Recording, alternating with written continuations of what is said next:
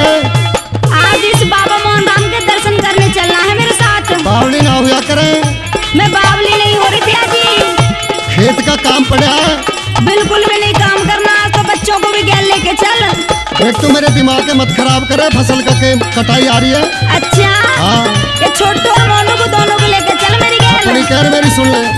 सुन ले।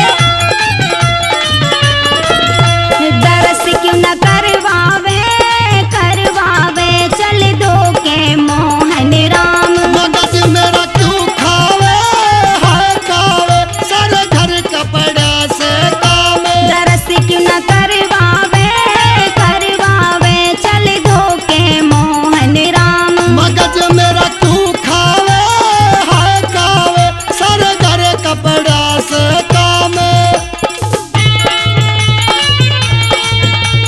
और पिया जी मैं अकेली कौन ना जा रही, और हमारी जो अगल पड़ोसन है सभी जा रही है। इनके तो काम बड़े बढ़िया है।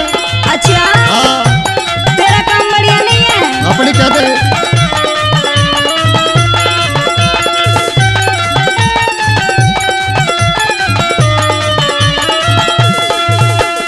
अगड़ पड़ोसन जावे सारी, उनकी से टूटी सरकारी।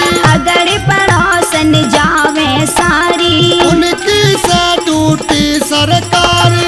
ओ पिया जी ना तरसावे तरसावे मैं देखूं घोड़ी राम। मगज मेरा क्यों खावे है खावे, सारे घर कपड़ा से काम।